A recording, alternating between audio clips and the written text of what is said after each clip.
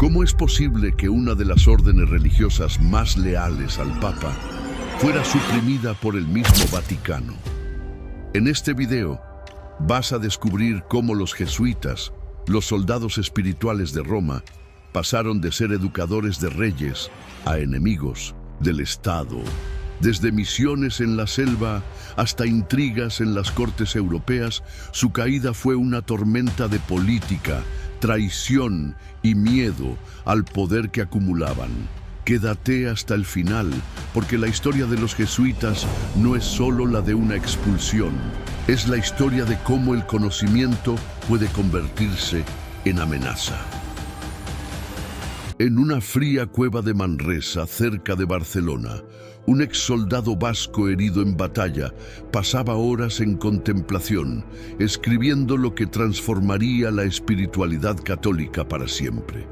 Era 1522 y aquel hombre, Ignacio de Loyola, no podía imaginar que las palabras que plasmaba en su cuaderno, los futuros ejercicios espirituales, serían el cimiento de una orden religiosa que llegaría a los confines del mundo conocido. Tras años de estudio y peregrinación, Ignacio reunió en París a un pequeño grupo de amigos universitarios con quienes compartiría una visión revolucionaria. Crear una compañía de hombres dispuestos a ir donde nadie quiere ir, sirviendo directamente al Papa como soldados espirituales.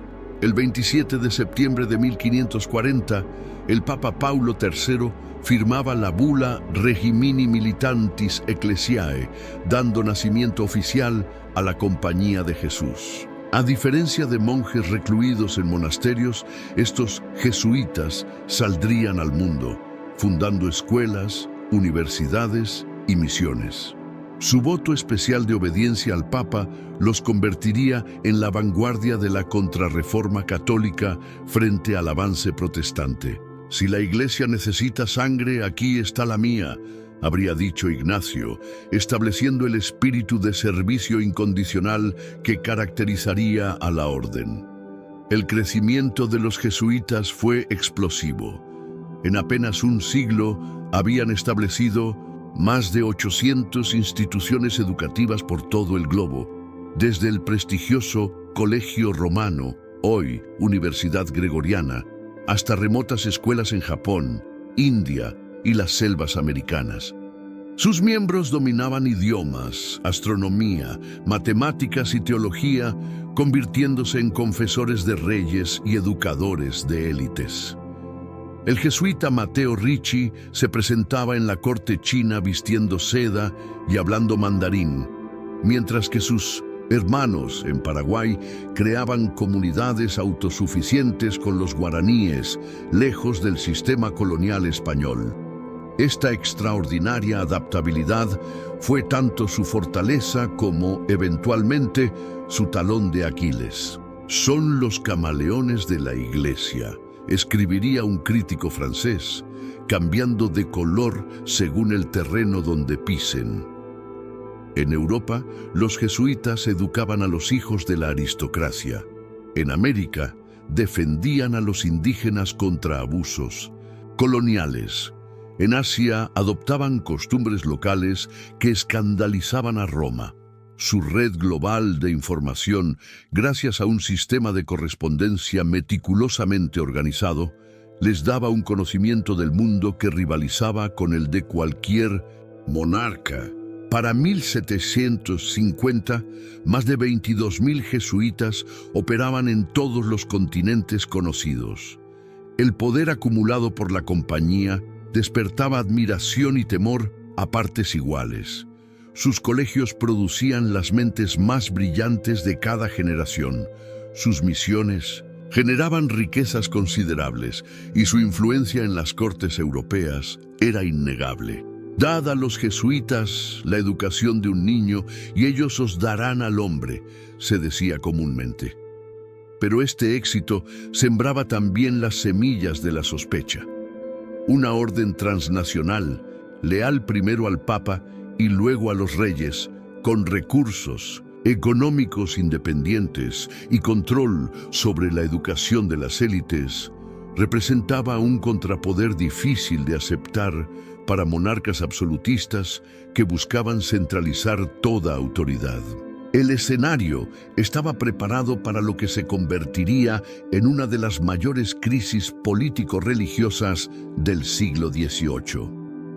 Las primeras grietas en el imponente edificio jesuita comenzaron a aparecer lejos de las cortes europeas, en las exuberantes selvas de Sudamérica. En 1750, España y Portugal firmaban el Tratado de Madrid, redibujando fronteras coloniales y entregando a los portugueses 7 misiones jesuitas guaraníes. Para los indígenas que habitaban estas prósperas reducciones, comunidades donde habían encontrado refugio contra la esclavitud y el trabajo forzado, el tratado significaba abandono y probable esclavitud. Hemos construido nuestras iglesias. Con nuestras manos hemos levantado nuestros pueblos con nuestro sudor. ¿Y ahora debemos entregar todo y marchar?, preguntaban los caciques guaraníes en cartas desesperadas. Cuando los guaraníes se negaron a abandonar sus tierras, estalló lo que se conocería como la Guerra Guaranítica, 1754-1756. Los jesuitas quedaron atrapados en una posición imposible. Oficialmente acataban las órdenes reales, pero muchos simpatizaban con la resistencia indígena. En los salones de Lisboa y Madrid comenzó a circular la acusación de que los padres de la compañía habían establecido un imperio jesuita en América, incitando a los indios contra las coronas ibéricas. Se han creado un reino propio en tierras que pertenecen a su majestad, escribiría el marqués de Pombal, ministro portugués, en un informe devastador que sentaba las bases para futuras persecuciones. Paralelamente, en Europa, el ambiente intelectual se tornaba cada vez más hostil hacia la influencia religiosa en general y jesuita en particular. La Ilustración, con sus valores de razón, progreso y crítica a la tradición, ganaba terreno entre las élites. Voltaire, educado por jesuitas, pero convertido en su más mordaz crítico, popularizaba la imagen de una orden ambiciosa, dogmática y manipuladora.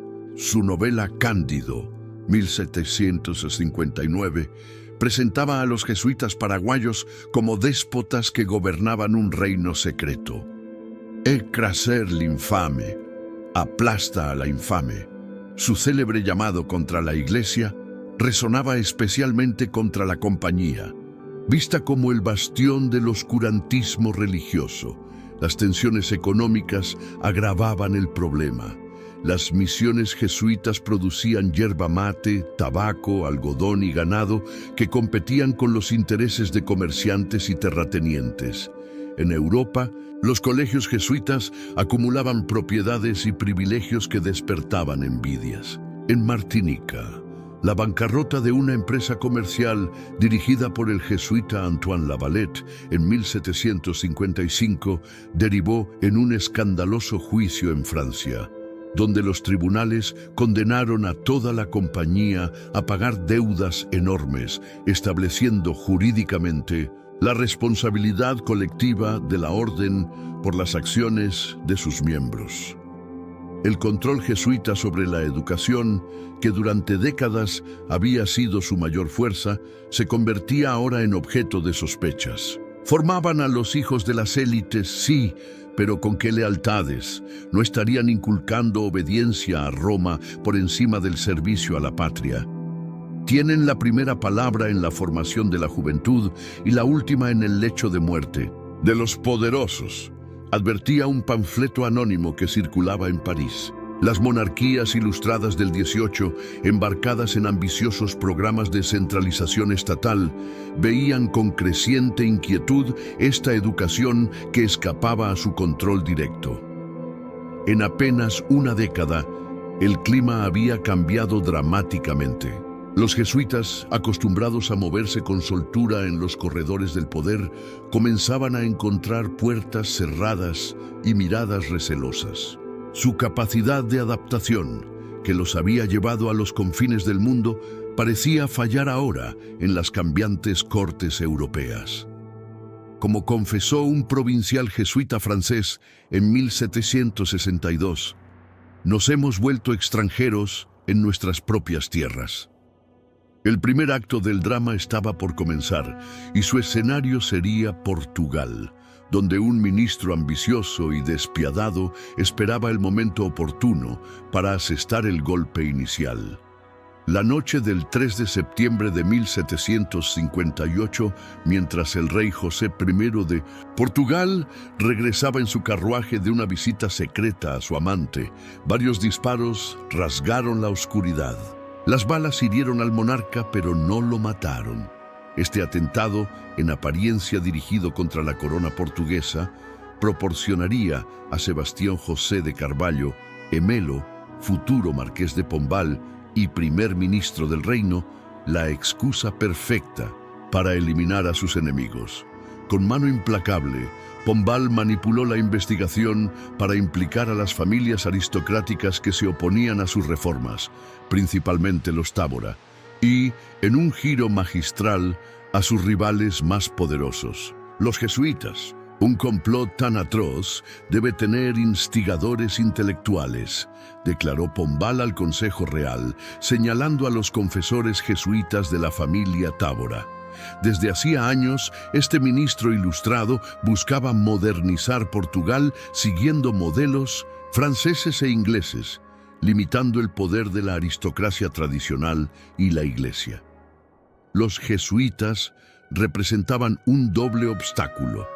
Controlaban la educación superior portuguesa y se oponían a su política colonial en Brasil y Paraguay.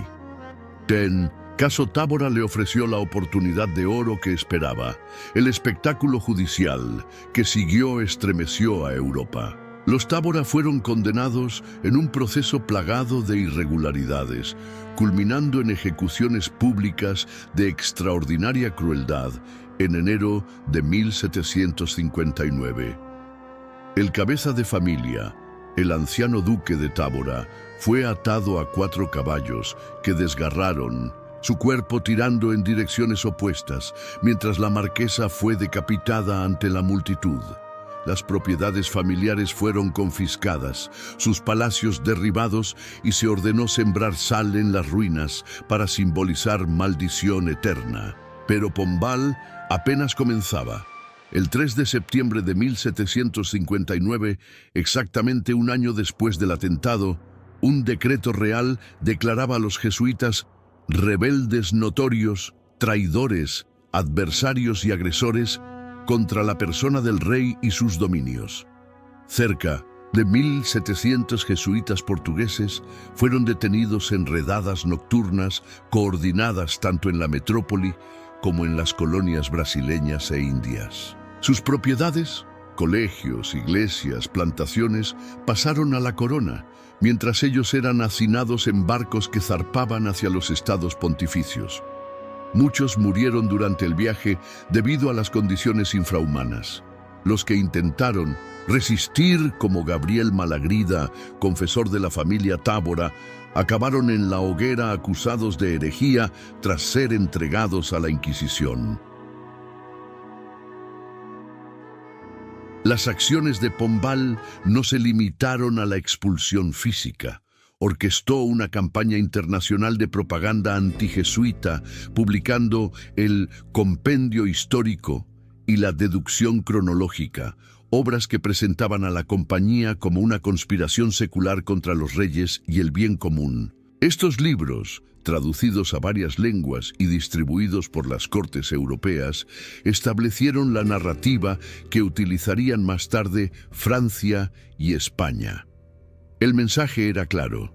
Los jesuitas constituían un Estado dentro del Estado, con lealtad exclusiva a un poder extranjero, el Papa, y utilizaban su control sobre la educación y las conciencias para socavar a las monarquías legítimas. Han creado un imperio en Paraguay, han fomentado revoluciones en las Américas, han manipulado el comercio mundial y han atentado contra la vida de su majestad. afirmaba Pombal en sus escritos. El golpe portugués envió ondas de choque por toda Europa católica. Por primera vez en la historia moderna, una orden religiosa entera era expulsada de un reino católico sin intervención papal. Los barcos cargados de jesuitas expulsados, muchos de ellos ancianos que habían servido en las colonias durante décadas, se convirtieron en un poderoso símbolo. Al desembarcar en los puertos de Civitavecchia, estos exiliados relataban historias que escandalizaban a Roma.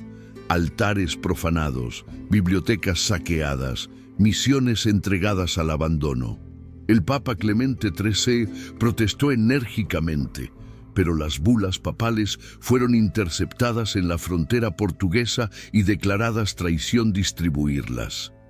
El precedente estaba sentado, el Estado podía actuar contra la Iglesia sin temor a repercusiones efectivas. Francia y España observaban con atención, preparando sus propios planes. El eco de los acontecimientos portugueses no tardó en resonar en las cortes de París y Madrid. Francia, con su poderosa tradición galicana que limitaba la autoridad papal, observaba con interés el modelo pombalino. La oportunidad para actuar llegó en 1761, cuando el escándalo financiero del padre Lavalette en Martinica alcanzó los tribunales parisinos. Este jesuita emprendedor había desarrollado un lucrativo negocio de exportación tropical que quebró tras la captura de sus barcos por los ingleses durante la Guerra de los 7 Años. Cuando los acreedores exigieron el pago, el caso escaló hasta el Parlamento de París, dominado por juristas jansenistas, enemigos teológicos tradicionales de los jesuitas. La compañía entera debe responder por las deudas de sus miembros, declaró el tribunal en 1762, obligando a los jesuitas franceses a pagar una suma imposible. Pero el Parlamento fue más allá. Ordenó un examen de las constituciones jesuitas, concluyendo que su obediencia al Papa las hacía incompatibles con la soberanía francesa. El filósofo D'Alembert lo expresaría con ironía. San Ignacio recogió soldados para el Papa, y ahora los monarcas los licencian. En abril de 1762, el Parlamento decretaba la disolución de la compañía en Francia. Luis XV intentó moderar la medida, pero presionado por su amante Madame de Pompadour y su ministro Choiseul, ambos hostiles a los jesuitas, cedió finalmente firmando en noviembre de 1764 el edicto que suprimía la orden en todos los territorios franceses. 4.000 jesuitas franceses, profesores universitarios, científicos, misioneros y educadores quedaron súbitamente sin hogar. Sus 84 colegios, donde se formaba la élite del país, fueron transferidos a otras órdenes o secularizados. Las famosas bibliotecas jesuitas fueron subastadas, dispersando colecciones científicas acumuladas durante siglos. En las colonias, las misiones quedaron abandonadas. Un jesuita francés, Pierre-Joseph Marie Chaumonot, escribiría: «Nos expulsan como si fuéramos criminales, después de haber entregado nuestras vidas a educar a sus hijos, sin más crimen que nuestra lealtad a la Iglesia». España, el bastión tradicional del catolicismo, parecía el último lugar donde los jesuitas podrían ser perseguidos. Sin embargo, bajo Carlos III, un monarca ilustrado, la corona española adoptaba reformas administrativas que chocaban con los privilegios eclesiásticos. La gota que colmó el vaso fueron los motines de Esquilache de 1766, violentas revueltas populares contra las medidas económicas y culturales del ministro italiano Leopoldo de Gregorio, marqués de Esquilache. Aunque aparentemente espontáneas, Carlos III fue convencido por su fiscal Pedro Rodríguez de Campomanes de que los jesuitas habían orquestado secretamente la rebelión. «Han promovido libelos y sublevado al pueblo contra vuestra majestad», afirmaba un informe secreto conocido como dictamen fiscal que selló el destino de la compañía en España. La noche del 2 de abril de 1767, en una operación militar sin precedentes por su secretismo y coordinación, todos los colegios y residencias jesuitas de España fueron rodeados simultáneamente. Al amanecer, más de 2.700 jesuitas recibieron la orden de empacar lo esencial y fueron conducidos a puertos donde barcos les esperaban. El decreto real, revelado solo tras las detenciones, invocaba razones que guardo en mi real pecho para justificar la expulsión.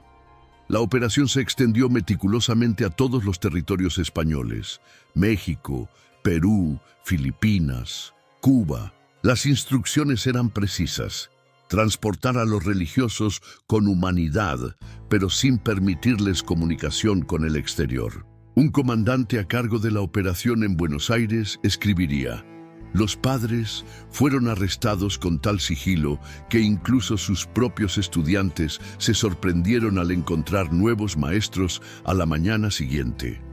El golpe final llegó al pequeño reino de Nápoles, gobernado por un hijo de Carlos III, y luego al Ducado de Parma. Para 1768, los jesuitas habían sido expulsados de todos los territorios gobernados por la Casa de Borbón. Miles de religiosos, muchos de ellos ancianos, fueron transportados en 1200, condiciones deplorables hacia los estados pontificios que debían absorber este inesperado éxodo. Los reinos borbónicos prohibieron además cualquier contacto con los expulsados, amenazando con graves penas a quien mantuviera correspondencia con ellos. Para muchos, significó perder contacto con familiares por el resto de sus vidas. Un jesuita español, desterrado tras 40 años en las misiones paraguayas, escribió en su diario: «Morimos 2 veces. Primero cuando nos arrancan de nuestras obras y hermanos americanos, y después cuando nuestro cuerpo finalmente cede». Silencio de la noche romana se rompía con el retumbar de pesados carruajes que, escoltados por soldados, recorrían la vía del Corso. Era el 13 de agosto de 1773 y en el interior de uno de ellos, el anciano Lorenzo Ricci, superior general de los jesuitas, era conducido a la fortaleza del Castel Sant'Angelo. Apenas unas horas antes se le había leído el breve papal Dominus ac Redemptor, que suprimía la compañía de Jesús en todo el mundo. La escena parecía sacada de una pesadilla. El máximo representante de los jesuitas, encarcelado por orden del mismo Papa al que había jurado obediencia incondicional. «Et tu, Brute», susurró supuestamente Ricci, evocando las últimas palabras de César ante la traición de Bruto. El camino hacia este momento dramático había sido largo y tortuoso. Desde las expulsiones borbónicas, el Papa Clemente XIII había resistido heroicamente las presiones para suprimir la orden a nivel global. «Antes abdicaré la tiara que dar ese paso fatal», habría declarado. Sin embargo, su muerte en 1769 dejó vacante el trono de San Pedro en un momento crítico. El cónclave que siguió fue uno de los más politizados de la historia. Los embajadores de España, Francia y Portugal dejaron claro que solo aceptarían un papa dispuesto a eliminar a los jesuitas. Tras 3 meses de deliberaciones tensas, el cardenal Lorenzo Ganganelli fue elegido, tomando el nombre de Clemente XIV. Durante 4 años, el nuevo pontífice intentó ganar tiempo con promesas diplomáticas y concesiones menores. Redujo los privilegios jesuitas, prohibió el reclutamiento de novicios y mostró signos de distanciamiento de la orden. Pero los Borbones, especialmente España bajo Carlos III, intensificaron la presión. El embajador español en Roma, José Moñino, futuro conde de Floridablanca, amenazó con un cisma católico si no se suprimía la compañía. o la tiara o los jesuitas habría sido su ultimátum. En julio de 1772, Nápoles y Francia ocuparon territorios papales de Benevento y Aviñón, mientras España bloqueaba fondos destinados a Roma. La tesorería papal, ya débil, comenzó a colapsar. Finalmente, el 21 de julio de 1773, Clemente XIV firmó el breve Dominus ac Redemptor Noster, Nuestro Señor y Redentor, documento que extinguía la Compañía de Jesús. El texto evitaba acusaciones directas de criminalidad, citando en cambio vagamente graves razones y la paz de la Iglesia como motivos. Pero su ejecución fue implacable. El breve fue leído en cada casa jesuita del mundo católico. Sus miembros, relevados de sus votos, sus propiedades confiscadas y sus líderes encarcelados. Lorenzo Ricci, tras ser interrogado sobre supuestos tesoros ocultos, declaró con dignidad: «La Compañía de Jesús no ha dado causa alguna para su supresión. No obstante, acepto con paciencia y resignación la voluntad de Dios y la del Papa, su vicario en la tierra». El impacto fue devastador. Cerca de 23.000 jesuitas en todo el mundo quedaron sin estatus canónico. Los sacerdotes debieron buscar diócesis que los aceptaran. Los profesores abandonaron sus cátedras. Los misioneros dejaron obras de décadas. En regiones como la India y China, misiones enteras colapsaron. El sistema educativo católico, dominado por los jesuitas, sufrió un golpe del que tardaría décadas en recuperarse. Muchos gobiernos aprovecharon para establecer sistemas educativos estatales con los bienes confiscados. Un embajador veneciano escribiría: «Con la caída de los jesuitas ha caído uno de los más grandes monumentos que el genio político y religioso había erigido». La decisión atormentó a Clemente XIV hasta su muerte, ocurrida en septiembre de 1774, apenas 14 meses después de la supresión. Según testigos, sus últimos días estuvieron marcados por alucinaciones y remordimientos. «Compulsus feci, lo hice forzado», habría exclamado repetidamente. El historiador católico Ludwig von Pastor describiría más tarde la supresión como la hora más vergonzosa del papado, una capitulación ante el poder secular que contradecía la tradición de resistencia romana. Los monarcas celebraron su victoria distribuyendo medallas conmemorativas con la inscripción «La extinción de la tiranía jesuita», mientras Voltaire escribía sarcásticamente: «He vivido lo suficiente para ver a la razón vengarse de los jesuitas». Pero la historia de la Compañía de Jesús no había terminado. Como el ave fénix, encontraría formas sorprendentes de sobrevivir a su aparente extinción. Las frías paredes del Castel Sant'Angelo, la antigua fortaleza papal que durante siglos había servido como prisión para los enemigos de Roma, se convirtieron en el último hogar de Lorenzo Ricci. El hombre que había dirigido una de las redes intelectuales y misioneras más extensas del mundo, se encontraba ahora confinado en una celda de piedra de apenas unos metros cuadrados. Su crimen: ser el superior general de una orden que ya no existía oficialmente. Cada mañana, al despertar sobre su duro catre, Ricci debía preguntarse cómo había llegado a este punto. Nacido en Florencia en 1703, había dedicado su vida entera a la Compañía, ascendiendo por méritos intelectuales y administrativos hasta ser elegido general en 1758, el mismo año en que comenzaría la persecución en Portugal. «Soy prisionero, no criminal», escribiría Ricci en uno de los escasos documentos que logró sacar clandestinamente de su celda. Los interrogatorios a los que fue sometido buscaban principalmente dos cosas: la ubicación de supuestos tesoros ocultos que la imaginación popular atribuía a los jesuitas y confesiones sobre conspiraciones políticas contra las monarquías europeas. El anciano general, con dignidad inquebrantable, negaba ambas acusaciones.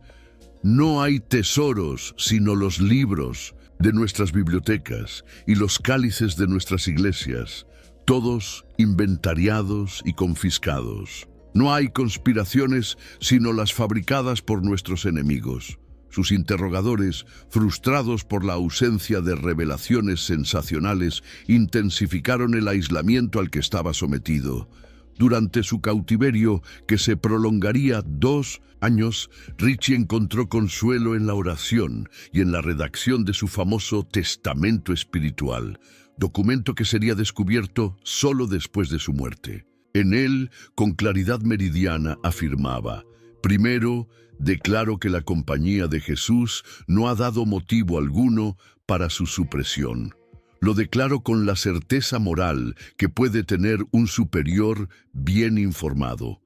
Segundo, no he dado motivo alguno, ni siquiera mínimo, para mi encarcelamiento. Lo declaro con aquella soberana certeza que nace del conocimiento íntimo. Estas palabras, escritas desde el sufrimiento pero sin amargura, reflejaban la convicción de un hombre que veía su destino personal como parte de un plan divino mayor.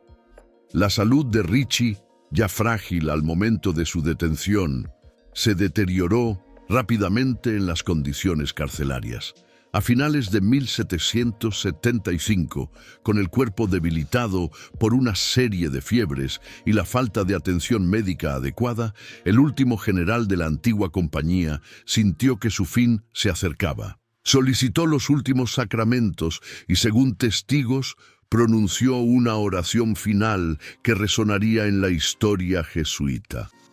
Con mi corazón perdoné y perdono a todos los que me han afligido y dañado, primero con el daño hecho a la compañía de Jesús y su dura supresión, y después con mi deportación y dureza de mi cautiverio. Lorenzo Ricci falleció el 24 de noviembre de 1775, sin saber que su orden, a la que había servido hasta el último aliento, encontraría caminos inesperados para sobrevivir. El cuerpo de Ricci fue enterrado discretamente en la iglesia jesuita del Jesús, en una ceremonia a la que solo pudieron asistir unos pocos ex-jesuitas bajo estricta vigilancia. No hubo panegíricos, ni monumentos, ni reconocimientos públicos. Su muerte parecía sellar definitivamente el destino de la compañía. Sin embargo, lo que sus captores no entendieron fue el poder simbólico que su martirio silencioso adquiriría para generaciones futuras de jesuitas. La imagen del anciano general, fiel hasta la muerte, negándose a condenar a sus perseguidores, se convertiría en emblema de la resistencia pacífica y de la confianza en la providencia que caracterizaría la futura restauración. Como escribiría un historiador un siglo después, en la muerte de Ricci, la compañía encontró una semilla de resurrección. Su sacrificio personal fue el precio de un renacimiento futuro. En los fríos salones del Palacio de Invierno de 1900, San Petersburgo, una mujer de extraordinaria inteligencia política tomaba una decisión que desafiaría al papado y a las potencias católicas europeas. Catalina la Grande, emperatriz de Rusia, ortodoxa por religión, pero iluminista por convicción, había leído el breve papal Dominus ac Redemptor y decidido simplemente ignorarlo. Este documento, habría dicho a su consejo, no ha sido oficialmente promulgado en mis dominios y por tanto no existe para nosotros. Con un trazo de pluma, la zarina creó un santuario improbable para la orden suprimida en las provincias de Bielorrusia, recién adquiridas tras la primera partición de Polonia. Necesito buenos profesores para mis súbditos católicos, argumentaba públicamente Catalina, y estos jesuitas dirigen excelentes escuelas. Pero sus motivos iban más allá. Admiraba la disciplina jesuita, veía ventajas políticas en desafiar a Roma y comprendía que mantener las instituciones educativas existentes era más eficiente que construir un sistema desde cero. Así, mientras en el resto de Europa los colegios jesuitas cerraban sus puertas y sus miembros se dispersaban, en Polotsk y otras ciudades bielorrusas, las sotanas negras de la compañía seguían enseñando matemáticas, ciencias y filosofía como si nada hubiera ocurrido. Pronto, este refugio inesperado en tierras ortodoxas se convirtió en un imán para ex-jesuitas de toda Europa. Hombres que habían sido profesores universitarios en Francia, misioneros en China o teólogos en España, viajaban discretamente hacia el noreste, atravesando fronteras con identidades falsas para unirse a sus hermanos sobrevivientes. «Vengo a Rusia como quien regresa a casa tras un naufragio», escribiría el padre Joseph Pignatelli, noble aragonés que abandonó su cómoda posición para unirse a la resistencia. En 1782, con autorización tácita del Papa Pío VI, quien no podía aprobar oficialmente la desobediencia, pero tampoco deseaba prolongar una injusticia, los jesuitas rusos realizaron lo impensable. Celebraron una congregación y eligieron un nuevo vicario general, Stanislao Chernievich. El segundo refugio inesperado surgió en las jóvenes Estados Unidos de América, donde la ausencia de un pasado de conflictos con los jesuitas y la libertad religiosa constitucional crearon condiciones favorables. John Carroll, ex jesuita americano y futuro primer obispo católico del país, estableció en Maryland un núcleo que eventualmente formaría el Georgetown College, hoy universidad. Sin poder usar oficialmente el nombre de la compañía, estos ex-jesuitas mantuvieron vivo su espíritu educativo y misionero en la naciente república. «Servimos a Dios con otro nombre, pero con el mismo corazón», escribiría Carroll a un colega. La Revolución Francesa, que en 1789 sacudió los cimientos del antiguo régimen, transformó paradójicamente el panorama para los ex-jesuitas. Los mismos monarcas que habían presionado para su supresión se enfrentaban ahora a fuerzas revolucionarias que los amenazaban directamente. En el caos que siguió, con la persecución generalizada contra el clero, la conspiración jesuita dejó de ser una preocupación prioritaria. Muchos exmiembros de la compañía sufrieron la guillotina o el exilio, pero otros encontraron nuevos roles como educadores clandestinos o capellanes de resistencias contrarrevolucionarias. En este periodo turbulento surgieron varias sociedades que intentaban recrear el espíritu ignaciano sin usar el nombre prohibido. En Italia, Nicolás Pacanari fundó la Compañía de la Fe de Jesús. En Francia, los Padres del Sagrado Corazón reunían a ex-jesuitas. En Austria, la Congregación del Santísimo Redentor incorporaba elementos de la espiritualidad ignaciana. Estas proto-restauraciones mantenían viva la llama mientras las condiciones políticas maduraban para un retorno oficial. Como señalaría un historiador, la supresión física de la compañía resultó más sencilla que la eliminación de su espíritu y método, que continuaron viviendo en estas iniciativas dispersas, esperando el momento oportuno para reunificarse. 2 siglos antes de la caída jesuita, en las frías madrugadas de octubre de 1307, miles de caballeros templarios fueron arrestados simultáneamente en toda Francia. La operación, ordenada por el rey Felipe IV, utilizó acusaciones de herejía, sodomía y prácticas ocultas para destruir a una orden militar religiosa que había acumulado riquezas y poder sin precedentes. El paralelismo con la supresión jesuita no pasó desapercibido para los contemporáneos del siglo XVIII. Primero fueron los monjes guerreros, ahora los monjes letrados. Ambos cayeron por la misma razón: su riqueza tentó a los reyes. Escribió un observador anónimo en 1773, las similitudes resultaban inquietantemente precisas. Ambas órdenes representaban fuerzas transnacionales que escapaban al control directo de las monarquías. Ambas habían acumulado propiedades, privilegios y conocimientos que despertaban envidia. Ambas mantenían lealtad a una autoridad supranacional, el Papa. Ambas fueron acusadas de conspirar contra los poderes establecidos y ambas sufrieron arrestos coordinados, confiscación de bienes y procesos judiciales de dudosa legalidad. Incluso, el destino de sus líderes mostraba paralelismos.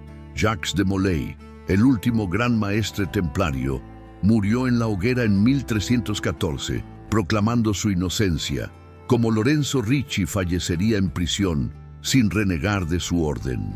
La historia se repite, pero con instrumentos diferentes, reflexionaría el cardenal Antonelli en sus memorias. Si en el siglo XIV bastaban acusaciones de brujería y blasfemia, en nuestro ilustrado siglo XVIII se necesitan cargos de sedición y conspiración política. En ambos casos, detrás de las acusaciones morales o teológicas, los historiadores han identificado motivaciones principalmente económicas y políticas. Felipe IV codiciaba el tesoro templario para sanear sus finanzas, como los Borbones del 1518 ambicionaban las propiedades jesuitas para fortalecer sus programas estatales. La supresión de los templarios permitió a la monarquía francesa consolidar su poder frente al papado medieval. La eliminación jesuita reforzó el absolutismo ilustrado frente a Roma. Sin embargo, las diferencias entre ambos episodios resultaron igualmente reveladoras. Los templarios fueron acusados de herejía y prácticas anticristianas, mientras que a los jesuitas se les imputaron excesivo celo católico y ultramontanismo, lealtad extrema al Papa. Los primeros fueron presentados como enemigos de la fe, los segundos como obstáculos para el progreso y la razón ilustrada. Los templarios cayeron por ser insuficientemente cristianos según los estándares medievales. Los jesuitas por ser excesivamente católicos para los parámetros ilustrados, señalaría un estudio comparativo del siglo XIX. Esta inversión revelaba la profunda transformación cultural entre ambas épocas.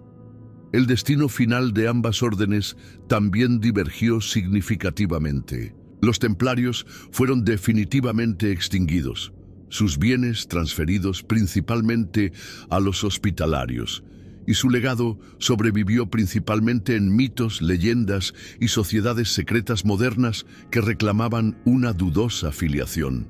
Los jesuitas, en cambio, mantendrían una continuidad institucional a través de los núcleos ruso y americano que permitió su restauración oficial tras 41 años de supresión. Los templarios se convirtieron en fantasmas.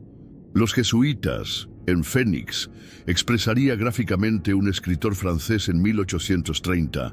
Este contraste final encerraba una lección histórica profunda, la era de la razón, que tanto había contribuido a la caída jesuita con su crítica al oscurantismo religioso. Acabaría también facilitando su rehabilitación al valorar objetivamente sus contribuciones educativas y científicas. El mismo siglo que produjo a Voltaire también engendró a admiradores de los métodos pedagógicos jesuitas como Goethe, quien escribiría: «La expulsión de los jesuitas fue un acto de barbarie contra la cultura que ningún progreso posterior ha compensado. La historia templaria quedó sellada por la hoguera inquisitorial. La jesuita tendría la oportunidad de un segundo acto, cuando el péndulo cultural comenzara a oscilar nuevamente». El amanecer del 7 de agosto de 1814 encontró a un grupo de ancianos reunidos en la iglesia del Jesús en Roma. La mayoría superaba los 70 años, sus rostros marcados por décadas de exilio, incertidumbre y esperanza tenaz. Eran los últimos supervivientes de la antigua compañía, convocados para escuchar la lectura de la bula papal Sollicitudo Omnium Ecclesiarum, con la que Pío VII restauraba oficialmente la orden jesuita.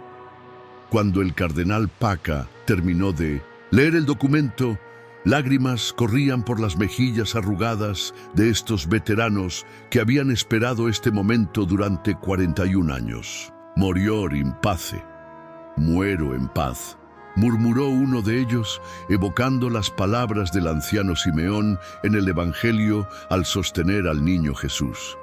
La restauración de 1814 no fue un simple retorno al pasado.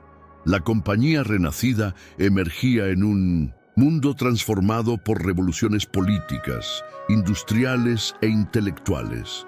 Las monarquías absolutas que habían perseguido a los jesuitas estaban ahora en retirada o derrocadas. Sus principales críticos ilustrados pertenecían a otra era. El nuevo enemigo ideológico era el liberalismo revolucionario y, paradójicamente, los jesuitas, otrora vistos como amenaza al poder real, fueron recibidos por muchos monarcas conservadores como baluartes contra las ideas republicanas. Necesitamos a los jesuitas para educar jóvenes leales al trono y al altar, declararía Fernando VII de España al permitir su regreso. Esta restauración, sin embargo, tuvo un alcance desigual. Países como Rusia, que habían protegido a los jesuitas durante la supresión, terminaron expulsándolos poco después, 1820, por temor a conversiones entre la aristocracia. España los readmitió en 1815, los volvió a expulsar en 1820, los reinstauró en 1823 y otra vez los desterró en 1835. Francia, Portugal, los estados italianos y las nuevas repúblicas latinoamericanas mostraron similar ambivalencia, admitiendo y expulsando a los jesuitas según cambiaban los vientos políticos. Somos como el barómetro del conservadurismo europeo, escribiría irónicamente un provincial jesuita en 1830. Cuando los gobiernos giran a la derecha, nos llaman. Cuando se inclinan a la izquierda, nos expulsan. Pese a estas dificultades, la compañía restaurada mostró una vitalidad sorprendente. Entre 1814 y 1850, los jesuitas crecieron de apenas 600 miembros a más de 5.000. Fundaron nuevas instituciones educativas, revistas intelectuales como La Civiltà Católica, y establecieron misiones en nuevos territorios como Estados Unidos, Australia y África. La orden se adaptó al mundo industrial, desarrollando ministerios urbanos entre obreros y estableciendo escuelas técnicas. Figuras como Pierre-Jean de Smet, misionero entre los nativos norteamericanos, o Angelo Secchi, astrónomo pionero de la espectroscopía estelar, demostraron que el espíritu innovador jesuita seguía vivo.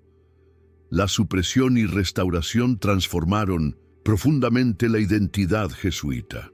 Si antes de 1773 la compañía se había caracterizado por cierta acomodación cultural con las élites, la experiencia del exilio y persecución la reorientó hacia posturas más conservadoras. El generalato de Jean Routhan, 1829-1853, enfatizó un retorno a los orígenes ignacianos, reforzando la disciplina interna y la ortodoxia teológica. Hemos aprendido a ser más cautelosos con los poderes de este mundo, escribiría Routhan, pero también más audaces en nuestra misión espiritual. Esta aparente paradoja, conservadurismo teológico combinado con innovación apostólica, definiría a la compañía durante el siglo XIX y gran parte del XX. El episodio de la supresión jesuita con su drama de persecución y supervivencia, dejó profundas lecciones históricas sobre las relaciones Iglesia-Estado, el poder de la educación y la resistencia institucional. Demostró cómo organizaciones transnacionales podían desafiar los límites del poder estatal, anticipando debates contemporáneos sobre globalización y soberanía. Evidenció que las ideas, una vez sembradas a través de la educación, pueden sobrevivir a sus proponentes originales, y confirmó que las instituciones, cuando están animadas por convicciones profundas, pueden mostrar extraordinaria resiliencia frente a la adversidad política. 2 siglos después de aquella restauración, la Compañía de Jesús continúa como una de las órdenes religiosas más numerosas e influyentes del mundo católico, dirigiendo universidades, observatorios astronómicos, revistas intelectuales y misiones en zonas de conflicto. Sus miembros han incluido científicos, teólogos, defensores de derechos humanos y un papa. Aquella orden que fue borrada del libro de la historia por decreto real y papal no solo sobrevivió, sino que encontró nuevas formas de relevancia en cada era posterior, como reflexionó el teólogo Karl Rahner. Los jesuitas aprendieron en su supresión la lección más ignaciana posible, que los aparentes fracasos, vividos con fe, pueden transformarse en nuevos caminos de servicio.